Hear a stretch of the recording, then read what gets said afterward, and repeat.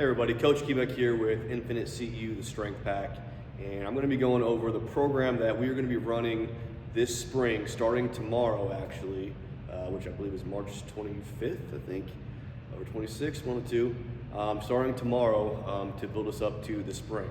This program will be a upper-lower split, a quote-unquote power building program, okay? It is based off some of the work of Andy Baker, a couple of the programs that he's kind of put together for upper, lower, and power building. But I've kind of tweaked it and wrote it in a way that's geared more towards small group training, but this also can be used for just your own, working out by yourself as well, okay? Or working one-on-one with the client. But essentially what the power building program is it's a way to build hypertrophy, okay, and focus more on aesthetics and your physique while still maintaining your strength. And especially for us, we just got done doing a pretty long and grueling 3-month cycle of pretty hardcore strength training. So we're going to take a break from that program, novice linear progression, but we don't want to lose all the strength gains, because after this program, starting back in the fall, late summer, fall, we're going to continue on the novice linear progression and try to, again, increase our strength, and probably have a fall classic here and maybe do another powerlifting meet as well, okay? So, in the meantime, okay, this is a good time to do a power building program when you're taking a break from a strength program and the weather's getting nicer. People are getting busier, going to be going on vacation, going to be spending maybe some time on the beach in the sun, and after the long winter, some of us can carry a little extra body weight that we don't want. So we're going to take this time to focus on our body composition a little bit more, while at the same time maintaining and even building further strength. Okay, so let me kind of show you how this program works. Essentially, you have 1, 2, 3, 4. These are your 4 main workouts. Okay, you have a upper body workout and a lower body workout, and then you have another upper body workout and a lower body workout. Okay, and then later on I've added 4 more workouts, which I'll talk about here in a second. Okay, but the way these workouts are structured is you start off with a heavy compound movement. So on the upper day, for example, we're going to start with the bench press. Okay. You're going to do 3 sets of 5. I originally written it to be 5 sets of 5, but I just think that would take too much time. But that being said, if you wanted to add a couple extra sets and do it as a 5x5, you're more than welcome to. Just make sure you're getting it done in a timely manner. Okay. So main compound lift, just to keep our strength up and maintained. Okay. Still doing progressive overload, where we're trying to add a little bit of weight, increase the weight every single week, okay? We probably won't start at a high percentage of our last, of our 1 rep max. We'll probably start off a little lower, but still keeping the progress going up, keeping practicing our main compound lifts, okay? Then we'll go to an incline dumbbell bench, higher rep range, 3 sets. We'll do a bent over barbell row, and this will be a strict row where we're not ripping it off the floor. Again, higher reps. And then we'll be working some of the smaller muscles like the side delts. So we get the lateral dumbbell raise, 10 to 15. And then we're gonna do triceps, okay? So with triceps, I've thrown up 3 different exercises. So tricep extension, skull crushers, press downs. And the goal is just to keep variety in the arm movements. So I'm going to be having everybody pick one each week. Each time they do this workout, they're going to pick one of them. So if you did tricep extensions on week 1, next time you do this workout, you'll do skull crushers. Okay? Again, 3 sets, and you're going to keep the reps high. All right? And then same thing, we have a lower body workout. So this is upper A, this is lower A. Okay? And again, for the lower body, we're going to do the low bar back squat. We mainly do low bar here. So similar to the bench press, heavy compound lift, 3 sets of 5, progress every week, maintaining our strength, okay? Then we're going to do stiff-legged deadlifts. So really targeting the hamstrings, glutes, low back. hamstring curls, okay? 10 to 15 reps, so high reps in these, and I want short reps because we're really trying to just cause blood to flow to the hamstrings for muscle growth. Purely a hypertrophy move, okay? Then we have sit-ups. You can do them on the GHD, you can do them on the ground, but abdominal move we've thrown in there, and then calf raises with the barbell. You could use dumbbells for this as well. Again, higher reps, okay? And then I won't go all the way through the B workouts, but they're kind of similar in format, just different exercises. So on the upper B, we've got press instead of bench press. You know, we got some chin-ups there, some dips. Biceps, same thing with biceps as I'm doing with triceps here. Because you can do like dumbbells, you can do barbell bicep curls, you can do easy bar, you can do preacher curls, but just pick one each week and just rotate through and just try to get a good burn every time you do it. High reps, 8 to 15, okay? And then on the lower body B workout, we got our deadlift, so we're still working on that deadlift. And again, then I throw in some high bar squats, leg extensions, so obviously this workout's gonna be more quad focused. Again, throwing in some core and some calf raises. Stuff we normally typically don't do when we're just running a pure strength program, okay? So these are the workouts you'll run for the bulk of it, okay? Now, once it's been about 5 to 8 weeks, okay? For most people, they're gonna kind of start hitting walls on these, or just mentally, they're just kind of getting stale of the training. And so then I've added an upper and lower C workout and an upper and lower D workout, okay?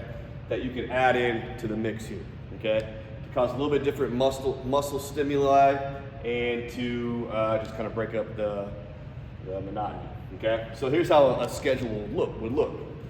I recommend the 4-day split, okay? But I mean, 3-day split is pretty dang good as well. With the 4-day split, your week 1 would look like this. You would do upper A, upper B, then lower B. So you would do 2 upper body workouts a week and 2 lower body workouts a week.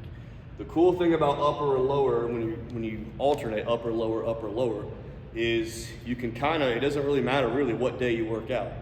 So typically for me, I like to work out Monday, Wednesday, Friday, Saturday, and that's fine, but I could even switch it up to Monday, Tuesday, Thursday, Friday, and not train at all on the weekend. Heck, you could even do realistically 4 days in a row if you wanted, but I do recommend probably getting at least 1 rest day in between sometime in there. But I mean, realistically, you could do that, okay? So that's what you'll do. You'll do upper A, upper B, lower B. You're gonna do that for about 5 weeks, okay? You may wanna go longer than that. If you're still seeing some good gains with the A and B workouts and you're not bored with them and you're seeing good progress, stay with them. Don't worry about adding C and D. But a lot of you after week 5, I'm guessing, you're gonna wanna add a little variety, okay? So you'll add in the C and D workouts, okay? So if you did that after week 5, week 6 would look like this. Upper C, upper D, lower D. Again, you'll be doing these workouts here, just adding a little variety, okay? Then, week 7, you'll go back and you'll alternate, you'll go back to the same schedule we're doing, A and B, okay? And then week 8, go back to C and D, 9, A and D, and just keep alternating. So you're still sticking with these. These are your meat and potatoes of what we'll be doing, but just every other week, just adding a little bit of variety, okay? And again, that may not be for everybody. If you're a beginner, you know, we're gonna run this program for about 15, maybe 16 weeks. We'll see, you know, if you're a novice beginner, you may, or your attendance isn't the best, probably just stick with the A workouts and the B workouts, okay? And you'll be just fine. 3-day split, okay? All 3-day split is basically the same thing, but you're just making your weeks longer. So instead of a 7-day week, you know, it's almost like you're having like a 10-day week, something like that, or 8-day week, or 9-day week. Anyway, so it looked like this. So week 1, you just go in order. So you do upper A, and upper B. Week 2, lower B, then go back to upper A, lower A. Okay? And just keep repeating that. You're just going in order. A, upper A, upper B, lower B, and back and forth. It's just you're only doing it on a 3-day cycle. So every week's gonna be a little bit different, okay? Some weeks you'll be doing just upper body twice, lower once. Some weeks you'll be doing lower body twice and upper body once, okay? And then again, probably with this one, you would want to run the main workouts a little bit longer because you're not doing all 4 of them in each week. So for this one, I'd suggest minimum after week 8, okay? If you want to add the C and D workouts in, go ahead and add those in. Then same thing, you would just add them to the rotation, okay? So it would be UA, LA, UB, LB, and then you would add the C and D workouts just right in a row, okay? So that's how the schedule goes. So honestly, either way is fine.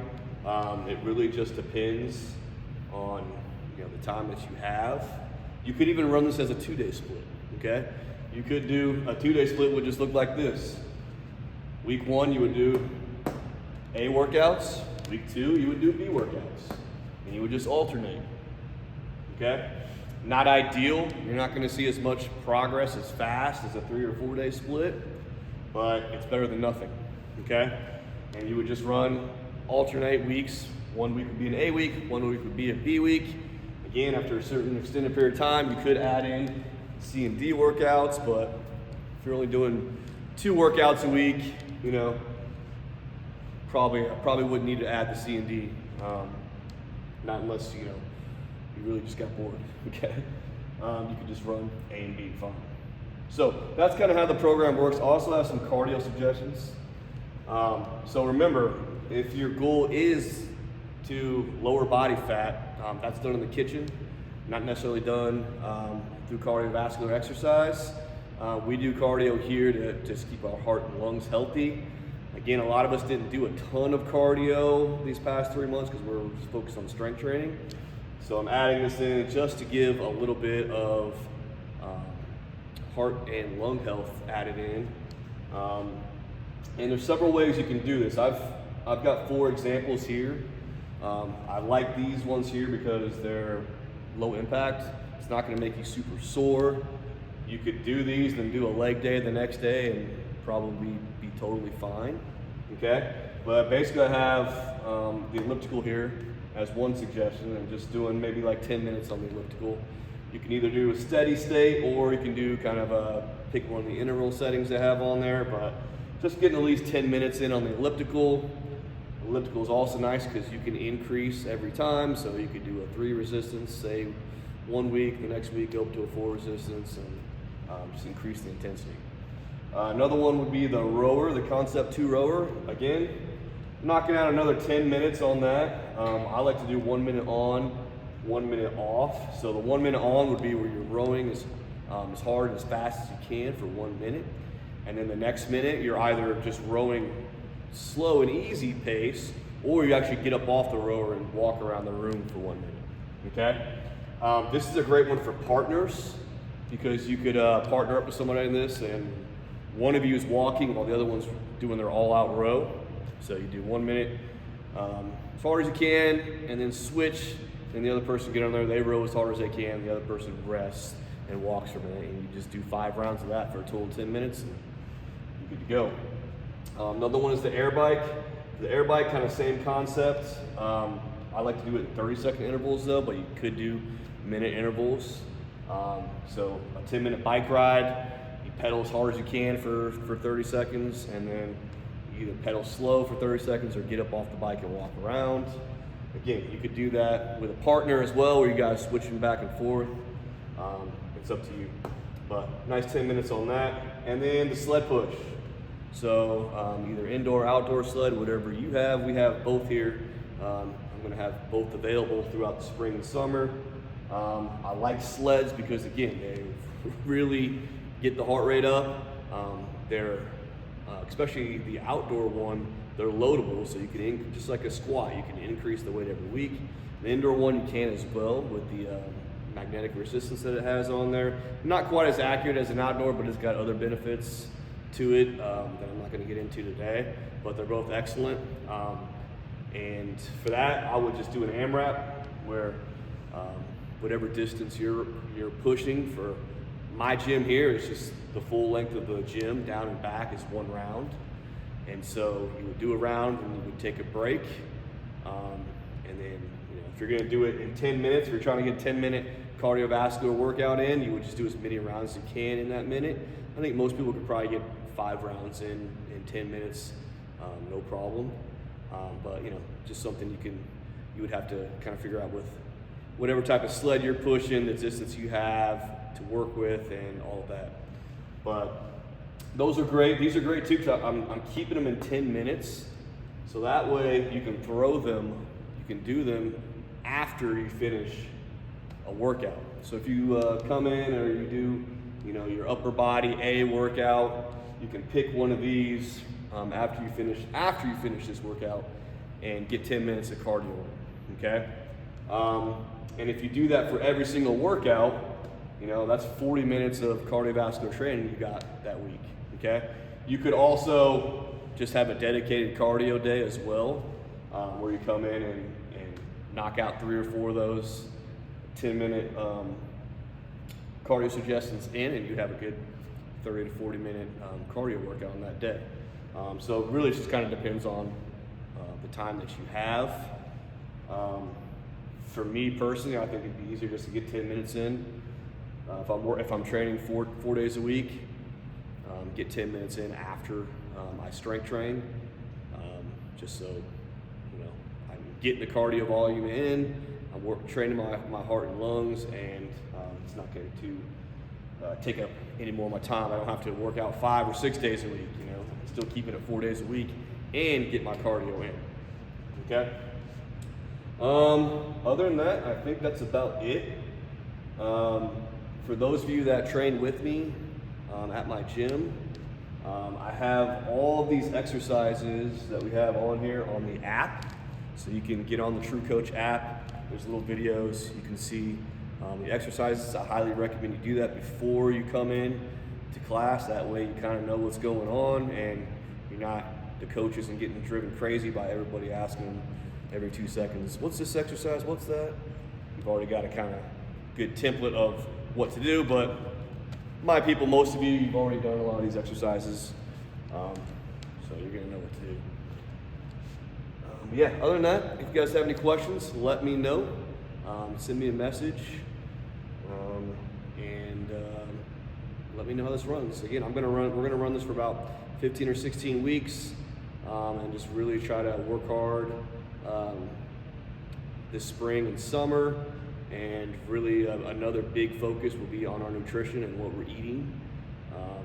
And so, yeah, I appreciate y'all. Thanks.